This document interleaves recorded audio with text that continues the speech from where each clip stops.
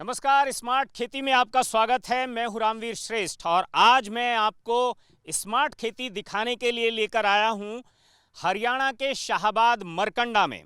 और मैं जिस खेत पर खड़ा हूं ये है शाहाबाद के किंग यानी हरवीर सिंह। और इनका जो ये खेत है ये 16 एकड़ का है। 16 एकड़ के इस खेत में ये सिर्फ नर्सरी की पैदावार करते हैं। अलग अलग तरह के पौधों की, सब्जियों की नर्सरियां यहाँ पैदा होती हैं और यहाँ पर करीब 10 करोड़ पौधे नर्सरी के अंदर वो हर साल पैदा करते हैं, जिन्हें हिंदुस्तान के 10,000 किसान अपने खेतों में ले जाकर लगाते हैं। इटली तक भी यहाँ से नर्सरी एक्सपोर्ट होती है। आप जो ये सफेद चादरें बिछी हुई देख रहे हैं, इनके नीचे हरा सोना है। आप यहाँ देखेंगे ये हरी मिर्च का एक एक पेड़ है। 70 पैसे से लेकर 15 रुपए तक के पेड़ इस नर्सरी के अंदर मिलते हैं। ये 10 करोड़ पेड़ हर साल पैदा होते हैं। कैलकुलेशन आप लगा लीजिए।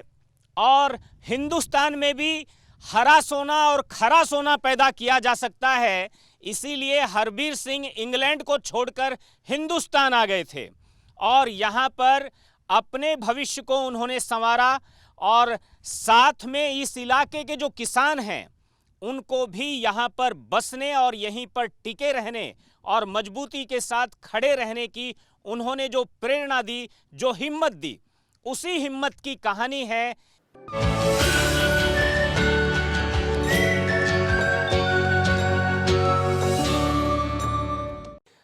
इंग्लैंड से भारत या पूरा परिवार विदेश में बस जाता है और हरवीर सिंह जो है शाहाबाद के अंदर बसने की ठान लेता है। इसके पीछे की इंस्पिरेशन क्या है, प्रेरणा क्या है? सबसे पहले मैं खेती में आया, ये 95-96 की बातें हैं। तो मैं नर्सरी लेने चला गया। पंजाब में एक पेप्सी वालों का प्लांट हुआ करता था, तो वहाँ मैं चिल्ली की नर्सरी लेने चला गया। तो वहाँ मुझे जाके ये पता लगा कि ये पहले बुकिंग लेते हैं। तो उन्होंने मुझे नर्सरी देने से इनकार कर दिया। अभी आपने बुकिंग नहीं करवा रखी तो हम आपको नर्सरी नहीं दे सकते। तो मैंने कहा भी पहले मैंने बड़ी रिक्वेस्ट करी उनको, भी मैं बड़ी दूर से आया हूँ, 250 किलोमीटर से आया हूँ, आप मुझे नर्सरी दे दीजिए। पर उन्होंने मुझे नर्सरी नहीं दी। तो बात यहाँ तक आ गई, मैं कहा यहाँ तक आ गया हूँ, एक बार अंदर आने दीजिए, मुझे अपना प्लांट देखने दीजिए। तो उन्होंने कहा भी हम अंदर तो बंदा ही कोई अलाउड नहीं है। बड़ी दिल में एक चोट सी लगी। तो वहाँ से एक संकल्प ले लिया कि हमने अपनी खुद की नर्सरी तैयार करनी है और फार्मर्स को साथ लेके चलना है। क्वालिटी इनसे ज़्यादा बढ़िया प्रोड्यूस करनी है। वैराइटीज़ सेलेक्ट करने के बाद हम जब अपना प्रोड्यूस दिल्ली मंडी में लेकर गए तो और लोगों ने पूछा और फार्मर्स ने पूछा, जो कि देश के कई कोनों से आए हुए थे, भी ये क्या प्रोडक्ट है, किस कंपनी का है। तो हमारे दिल में आया भी अगर प्रोडक्ट बढ़िया है तो हमें इसको लार्ज स्केल पर ले जाते हैं और फार्मर्स को अपने साथ जोड़ते हैं। पहले अपने यार दोस्त रिश्तेदार जो थे हमारे वो साथ जुड़े। तो ये धीरे धीरे ये सफ़र बढ़ता बढ़ता अब ये 16 एकड़ पर आ गया है। कितने राज्यों में आपकी जो नर्सरी है वो किसान लेकर के जाते हैं? मेरे कई स्टेट्स में नर्सरी जाती है, जैसे हरियाणा हो गया, पंजाब, हिमाचल, यूपी, उत्तराखंड, राजस्थान, बिहार, एमपी। तो यहाँ मेरी नर्सरी जाती है और धीरे धीरे हमारा जो दायरा है वो बढ़ता जा रहा है। मेरा गांव लगभग यहाँ से 110 किलोमीटर है और यहाँ पर मैं प्याज की पौध लेने के लिए यहाँ आया हूँ। पिछले साल बढ़िया रिजल्ट मिला, पैदावार बढ़िया थी। यहाँ से मिर्च की पौध लेकर जाते हैं और इसकी पैदावार यहाँ से दुगनी तिगनी है। अगर हम कहीं और से लेते हैं तो वो नहीं पैदावार होती। ये गेंदे का फूल लेने आया हूँ पौधा, और यहाँ से मैं पहले भी लेके गया हूँ। इनसे ले जाने के बाद और वैरायटियों से अलग वैरायटी मिलती है यहाँ पर। यहाँ से जो हम पेड़ ले जाते हैं उस पर एक तो फसल दोगुना होती है जी, और फसल दोगुना होने के बाद उसका लाभ भी ज़्यादा होता है। आइए सबसे पहले चलते हैं और जानते हैं उस मीडिया को, उस मीडियम को जिसमें इस सक्सेस नर्सरी को ग्रो किया जाता है। किसी भी बीज के जर्मिनेशन के लिए सबसे महत्वपूर्ण चीज होती है मीडिया। ये आपके सामने दिख रहा है, यहां पर पराली खूब होती है। वो जली हुई जो पराली है, ये उस पराली का ये एक मीडिया, उस मीडिया का एक पार्ट ये है। दूसरा पार्ट आप देख रहे हैं यहां पर, ये पेड़ा रेत है जो मार्कंडे नदी के किनारे से लिया गया है। और तीसरे तसले में आप वहां देख रहे होंगे ये गोबर गैस की स्लैरी है। इन तीनों को आपस में जब मिलाया जाता है तो जब गर्मी ज़्यादा होती है तो उस समय जो रेत है उसकी मात्रा बढ़ा दी जाती है, जब सर्दी ज़्यादा होती है तो तब उस समय जो ये चावल की जो जली हुई जो भुस्सी है इसकी मात्रा को बढ़ा दिया जाता है। ऐसा क्यों किया जाता है, इसका सीक्रेट क्या है? सबसे पहले तो ये चावल का जो जला हुआ छिलका है, जिसको हम राखी भी बोल देते हैं, तो इसको पकड़ा। इसके बाद हमने महसूस किया, पकड़ा क्यों हमने, सबसे पहले तो ये है कि जो नर्सरी है वो बड़ी एक सॉफ्ट चीज़ में होनी चाहिए, तभी उसकी रूट ज़्यादा डेवलप होगी। तो नर्सरी की क्वालिटी बढ़ाने के लिए हमने इस चीज़ को पकड़ा। इसके साथ साथ हमने ये रेत ली, क्योंकि रेत भी बड़ी एक सॉफ्ट सी होती है। साथ में इसको, क्योंकि इसमें भी कुछ नहीं होता, हमारी चावल के जले हुए छिलके में भी कोई ज़्यादा न्यूट्रिएंट नहीं होते, रेत में भी ज़्यादा न्यूट्रिएंट नहीं होते। तो इसको उपजाऊ करने के लिए हमने इसमें अपनी जो हमने पशु रखे हुए हैं उसकी स्लरी को यूज़ किया। ये अब नर्सरी को नीचे से उसकी रूट को स्ट्रेंथ देती है, प्लांट हमारा हेल्दी हो जाता है। ये स्लरी जो ये मिक्सर है जो पीछे पड़ा हुआ है, ये ऊपर से बिल्कुल सूखा हुआ है, अंदर जाओ तो गीला है। नर्सरी के लिए ये कैसे लाभदायक होता है? ये नीचे से गीला रहता है, ऊपर से ये सूख कर सॉफ्ट हो जाता है। इतनी की प्लांट की रिक्वायरमेंट है। जो ये हमारा मिक्सचर है, ये रात को जो ओस पड़ेगी उसको ऑब्जर्व करेगा, रात को ये गिला हो जाएगा, सुबह 1 घंटे की धूप के बाद ही ये ऊपर से ड्राई हो जाएगा। बहुत छोटे से अमाउंट में आप कैसे अपने बीजों का गर्भगृह बना सकते हैं, ये हम आपको दिखाते हैं। ये जर्मिनेशन चैम्बर है, सीड जर्मिनेशन चैम्बर है, जिसको आप बीज का गर्भगृह कह सकते हैं। यहाँ पर जो तापमान इस टाइम है वो हरवीर सिंह का कहना है कि करीब 40 डिग्री से ऊपर है। डेट है 19 जनवरी और तापमान 40 डिग्री से भी ज़्यादा। यहाँ इस तापमान की वजह से ही ये जो सीड जो इस मौसम में 50 दिन में जमते, जर्मिनेशन जिनका होता, वो 5 से 7 दिन के अंदर उनका जर्मिनेशन हो जाता है। और इसी के बाहर के टेम्परेचर को अगर आप देखेंगे तो वो टेम्परेचर जो है 15 डिग्री के आसपास है। लेकिन ऐसा क्यों है, क्या टेक्नोलॉजी अडॉप्ट की गई है, ये हम आपको बताते हैं। ये ऐसा है, हमने एक मल्च वाली शीट लगी हुई है इसमें। मल्च वाली जो शीट है वो एक तरफ से ब्लैक होती है, एक तरफ से सिल्वर होती है। जो ब्लैक पार्ट है हमने सनलाइट की तरफ रखा हुआ है, ऊपर में भी और साइडों में भी। तो वो जो ब्लैक पार्ट है वो सनलाइट को ऑब्जर्व कर रहा है, अंदर जो सिल्वर पार्ट है वो रिफ्लेक्ट कर रहा है। अब ऐसा है, अब 45 के आसपास टेम्परेचर है, पसीने आने शुरू हो गए हैं। जो हमारा करेला था, टिंडा था या तरबूज था, वो 45-50 दिन ले जाता था सर्दियों में जामने। तो यहाँ से हमें 5-6 दिन में वो हमारी जर्मिनेशन प्रॉपर आ जाती है। जैसे ही जर्मिनेट करता है हम अपने बड़े चैम्बर में इसको शिफ्ट कर देते हैं। तो बाहर से हम इसकी जो शेप है वो आपको दिखाते हैं, क्योंकि यहाँ रुकना भी मुश्किल है। 45 डिग्री के टेम्परेचर में इस समय में रुकना, यानी आप मेरे चेहरे पर भी देख रहे होंगे, हरवीर सिंह को भी देख रहे होंगे, पसीने से हम लोग तरबतर हो चुके हैं। तो आइए बाहर की तरफ और वहां से हम देखते हैं कि ये चैम्बर को किस तरह से कुछ हजार रुपए में तैयार कर लिया जाता है, जिसे साइंटिस्ट लाखों रुपया लगाकर खर्च करते हैं। बाहर और अंदर में फ़र्क ये है, ये एक तरफ से ये ब्लैक होता है, ये देखिए ये ब्लैक पार्ट है, एक तरफ से ये सिल्वर है। जो बाहर ज़मीन पर यूज़ होती है, जो ज़मीन को टच करती है, वो इसका ब्लैक पार्ट नीचे रखते हैं और सिल्वर ऊपर रखते हैं। हमने यहाँ बिल्कुल उल्ट कर दिया इसका, हमने इसको ब्लैक पार्ट ऊपर कर दिया, सिल्वर नीचे कर दिया। ब्लैक पार्ट ने सनलाइट को ऑब्जर्व किया, जो ये सिल्वर पार्ट है इसने अंदर से रिफ्लेक्ट किया। रिजल्ट आपने देख लिया है, 45 प्लस अंदर टेम्परेचर चला गया है। और जो बाहर हमारी ये वाइट वाली शीट लगी हुई है, इसको बाय कार्बोनेट शीट बोलते हैं। तो इसके अंदर और इस शीट और उस शीट में हमने कम से कम 4-5 इंच का एक गैप रखा हुआ है, तो वो वैक्यूम का काम भी करता है। तो ये सारा इस शीट का रोल है। अगर सनलाइट सुबह हमें 8 से 9 बजे तक मिल गई तो सारा दिन ये 40 प्लस टेम्परेचर रखेगा। आमतौर पर 15 बाई 15 का जर्मिनेशन चैम्बर बनाने के लिए साइंटिस्ट प्रिस्क्राइब करते हैं कि उसमें 25-30 लाख रुपए का खर्च आ जाता है। आपने तो ये 40 बाई 40 का बनाकर रखा है, इसमें कितना खर्च आ जाता होगा? मेरा सिर्फ 15,000 खर्च आया है, जिसमें ये। लेकिन इसका मतलब ये है कि 15 बाई 15 40 बाई, मतलब ये करीब 1 करोड़ रुपए का होता अगर कहीं इसको, अगर साइंटिफिक तरीके से जो रिकमेंड किया जाता है, अगर उस तरीके से लगता ये, तो या जो रिकमेंड सामान किया जाता है वो सामान यहाँ लगता, तो ये कम से कम मेरा 80 से 1 करोड़ रुपया लगता। मतलब आप समझ रहे हैं, यही इनोवेशन है। यही एक किसान जब अपने दिमाग को लगाता है ग्राउंड पर, जब वो एक साइंटिस्ट की तरह सोचता है, तो तब ये सब काम आसान होता है। अब ये जो गर्भगृह है बीजों का, यहां से इन बीजों को जब ये 25% जर्मिनेशन हो जाता है, उसके बाद यहां की ट्रे को शिफ्ट किया जाता है पॉली हाउस में, और वही इन बीजों का दूसरा स्टेप है। हम अब आ गए हैं इस पॉली हाउस के अंदर। ये आधा एकड़ में फैला हुआ है। एक बार में सिंह साहब इससे करीब 5 लाख पौध ले लेते हैं, और ऐसे ऐसे 6 बैच वो निकालते हैं, मतलब 5 छंग 30 लाख पौधे अकेले आधा एकड़ से लिए जाते हैं। और यहीं पर हम समझने की कोशिश करेंगे कि इस चैम्बर में भी, इस पॉली हाउस में भी उन्होंने जो इनोवेशन किए हैं, वे इनोवेशन कैसे किसान की कॉस्ट को कम कर देते हैं। हमने ये खुद डिज़ाइन किया है टेबल का भी।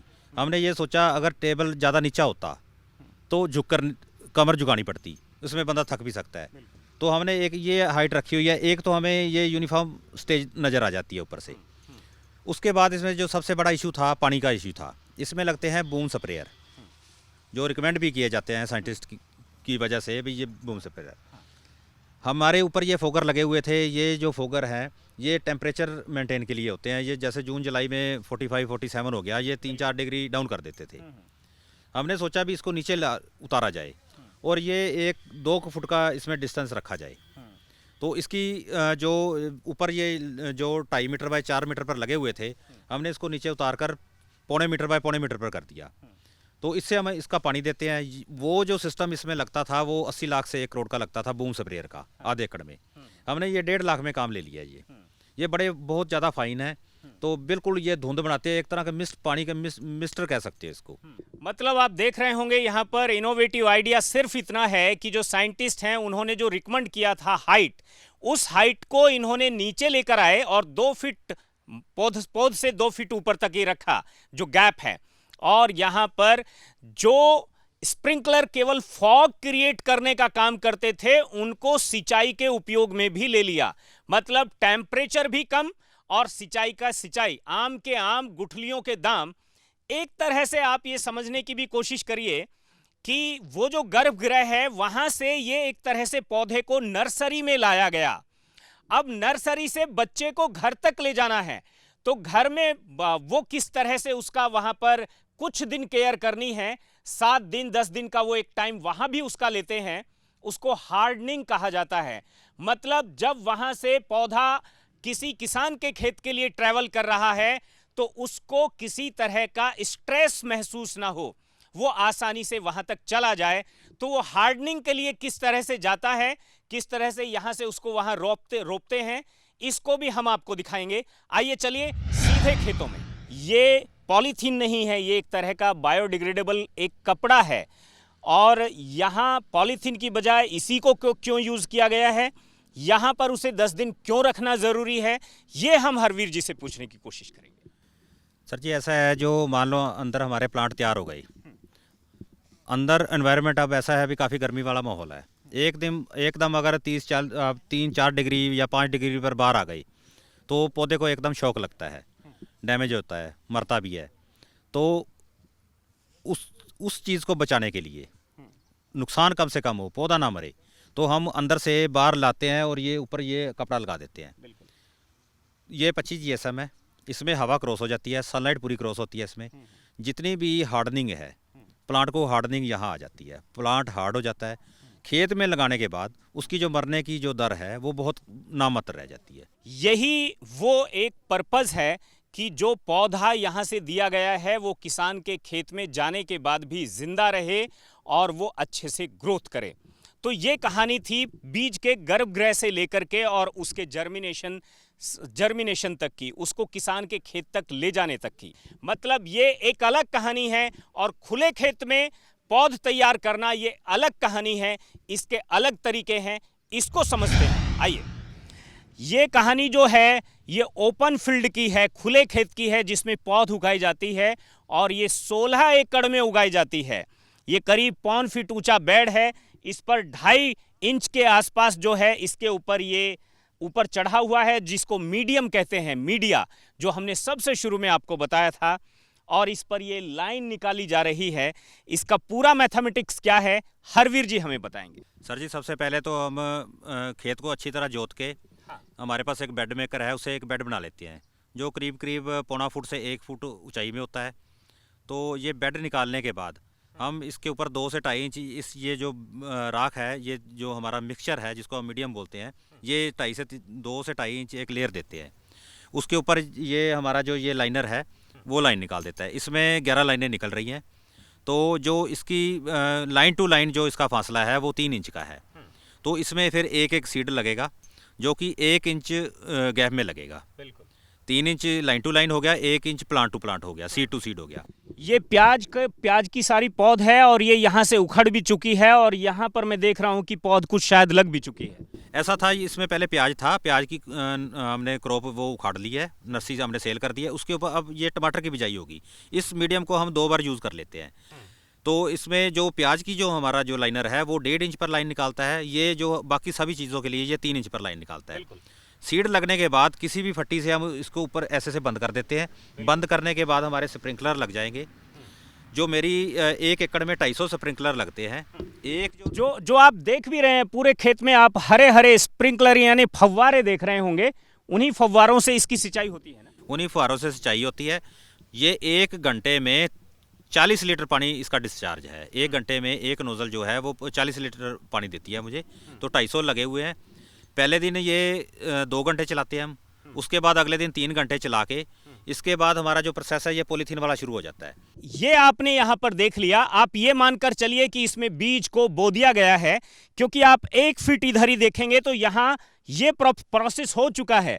इसमें बिजाई हो चुकी है, सोइंग हो चुकी है और इसके ऊपर आप देख रहे होंगे सिंचाई होने के बाद वहां तक पॉलीथीन बिछाई है। ये पॉलीथीन बिछाने के पीछे का लॉजिक क्या है उसको समझते हैं। पॉलीथीन हम 2 कारणों से इसमें लगाते हैं। सबसे पहले तो जैसे हमने पानी दे दिया, इसका मॉइस्चर ना टूटे। हाँ। क्योंकि इसमें बिल्कुल एयर टाइट है, ये हवा इसमें जाएगी नहीं। इसमें जो भी मॉइस्चर हमने जितना मेंटेन कर दिया है वो बना रहेगा।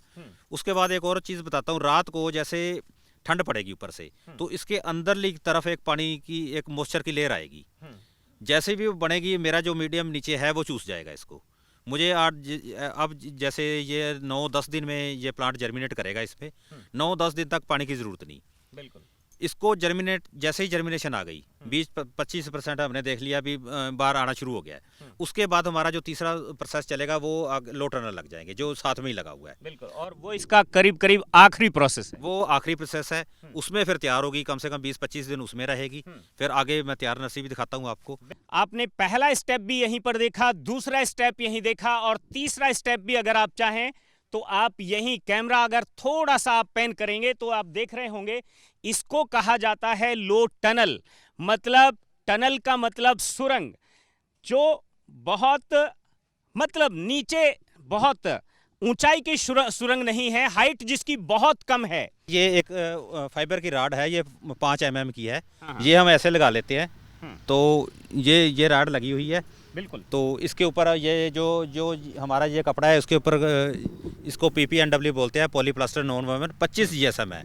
ये 1 मीटर में 1 किलो में 25 मीटर ये हमारा एरिया कवर करता है। क्या बात, ये इको फ्रेंडली भी है। ये इको फ्रेंडली भी है। ये 2 साल बाद बिल्कुल पौधा सा हो जाता है, अपने आप डिजोल्व हो जाता है ज़मीन में ये। तो ये बहुत बढ़िया चीज़ है खेती के लिए। पॉलीथीन को मैं इतनी बढ़िया चीज़ नहीं मानता, वो इसको तो हम सिर्फ जर्मिनेशन के लिए यूज़ करते हैं। इसके नीचे क्या पौध जमना शुरू हो गई है? अभी तो छोटी है, आज ये हमने उतारा है। अभी तो 20-25% बाहर आई है। 2-3 दिन तक ये पूरी ये बाहर आ जाएगी। बिल्कुल। मतलब ये जो पौध है किस तरह से ये तैयार हो जाती है और इसकी रूट्स किस तरह से मजबूत होती हैं, वो इस यूनिक मीडिया का कमाल है। उन रूट्स को हम आपको दिखाते हैं। किसान यहाँ पर इसलिए आते हैं कि यहाँ पौधे जड़ों का विकास सबसे ज़्यादा करते हैं। क्यों करते हैं, ये भी महत्वपूर्ण बात है। सर जी, सबसे पहले तो जो रूट है वो एक तरह का बीम है। अगर रूट स्ट्रॉन्ग मिलेगी तो प्लांट भी बड़ा स्ट्रॉन्ग होगा। ये एक तरह की नींव है। अब ये देखिए, ये प्लांट की यहाँ तक रूट जा रही है। बिल्कुल। तो ये अभी बिल्कुल 25 दिन की नर्सरी है। अगर चिल्ली होती, चिल्ली थोड़ा सा ज़्यादा टाइम लेती है, 30-35 दिन तक जाती है। उसका भी ऊपर जितना प्लांट होगा उसकी भी उतनी नीचे रूट आएगी। सबसे बड़ा जो खेल है, जो ये मेरा मीडियम की जो मेरी मुझे देन है, इस मीडियम की मुझे जो देन है वो ये रूट है। रूट स्ट्रॉन्ग है तो प्लांट भी स्ट्रॉन्ग रहेगा। बिल्कुल, कुल मिलाकर यही रूट हैं जिन रूट्स की वजह से हरवीर सिंह की जो रूट्स हैं वो भी शाहाबाद में जमी हुई हैं। उन्होंने अपना विदेश का आइडिया छोड़ करके पूरी तरह यहाँ पर जमे हैं। इन रूट्स को जो यहाँ पर मजबूत हो रही हैं, यहाँ का कुछ युवा जो है वो भी कहीं ना कहीं आपके इन सारे इनिशिएटिव के साथ अटैच हुआ है। मेरी ज़िंदगी का अगला लक्ष्य ही यही है, जितना यूथ बाहर जा रहा है पढ़ लिख के, यहाँ क्यों नहीं रुक रहा, उसको यहाँ रोकना है। कुछ 2-4 लड़के रुके हैं। कई बंदे रुके हैं, कई स्टूडेंट भी रुके हैं, कई वहाँ से भी यहाँ आए हैं, कहाँ से? इटली से आके भी यहाँ काम कर रहे हैं। मेरे मित्र हैं वो पंजाब में जलंधर में हैं। मैं एक और बात बताता हूँ, जितना भी मैंने आपको चीज़ दिखाई है, मेरा सारी जो अब स्टडी है कोस्ट कम करने के ऊपर है। कोस्ट कैसे कम की जाए।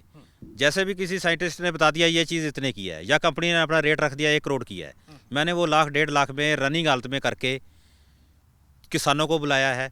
कई यूनिवर्सिटियों से, कई कॉलेजेस से मेरा MOU साइन है, मेरे पास स्टूडेंट आते हैं, मैं वहाँ भी लेक्चर देने जाता हूँ, उनको इनवाइट करता हूँ। यहाँ फील्ड विजिट भी होते रहते हैं, फार्मर्स के, स्टूडेंट के, इवन कि जो 8वीं से लेकर 12वीं तक के बच्चे होते हैं, स्कूल के बच्चे होते हैं, तो उनकी भी यहाँ ट्रेनिंग चलती रहती है। मैंने सुना है अगले 15 दिन बाद आप हॉलैंड भी जा रहे हैं, हॉलैंड की गवर्नमेंट ने भी बुलाया है। वहाँ हॉलैंड की गवर्नमेंट ने हमें इनवाइट किया है। मैं 5 फरवरी को वहाँ जा रहा हूँ, 10 तारीख तक मैं हॉलैंड में ही हूँ। तो मेरे पास जैसे डेलीगेट आते रहते हैं सारी सर्दियों में, कई कंट्रीज से मेरे पास डेलीगेट आते हैं। तो उन्होंने जितना भी मेरा मीडियम है या जो मैं यहाँ काम कर रहा हूँ, तो थोड़ा थोड़ा सैंपल ले जाते हैं अपने देश में, अपनी लैब में टेस्ट करने के लिए कि ये जो चीज़, ये जो मीडिया यहाँ गर्मी में रिएक्ट कर रहा है वहाँ भी करेगा कि नहीं करेगा, या क्योंकि वहाँ और यहाँ का जो क्लाइमेट में काफ़ी डिफरेंस है। तो मैं वहाँ जा रहा हूँ, वहाँ कई चीज़ें और लाऊंगा। जो महंगी चीज़ें देखूंगा उसको कैसे सस्ते में करना है, उस सिस्टम को कैसे इजी करना है। बाकी थोड़ा सा हम अपने काम को और एक्सटेंड कर रहे हैं। तो अगले सालों में मैं कई और चीज़ें, जैसे कि मैं एरोपोनिक की एक यूनिट लगा रहा हूँ। अब आलू का सीड हम प्रोड्यूस करा करेंगे उसमें, तो साथ में एक टिश्यू कल्चर की लैब लगेगी। लैब में हमने 2 चीज़ों के ऊपर हमारा सारा ध्यान रहेगा, क्योंकि मैं एक आलू की बेल्ट में बैठा हुआ हूँ। आलू के प्लांट हम तैयार करेंगे, साथ में मेरे यहाँ शुगर मिल काफ़ी बड़ी है शाहबाद में, तो गन्ने के प्लांट भी हम प्रोड्यूस करेंगे। 2 एकड़ का किसान है, बाकी परिवार के लोगों की ज़मीन जो है, कुटुंब के लोगों की ज़मीन, वो 16-17 एकड़ ज़मीन जो है अपने साथ में अटैच करके, और शाहाबाद के शूरवीर यानी हरवीर सिंह ने यहाँ पर किस तरह से अपना झंडा बुलंद किया है, ये आपने स्मार्ट खेती के इस कार्यक्रम में आज देखा। अगर आपने भी हिंदुस्तान के किसी भी कोने में अगर आपने कुछ इनोवेटिव किया है, कुछ देश के युवाओं को, देश के किसानों को अगर आपके पास देने के लिए कुछ है, कोई आइडिया है, इनोवेशन है, तो आप हमें ज़रूर बताइए। हम आएंगे आपके खेत तक और दुनिया को दिखाएंगे आपकी स्मार्ट खेती।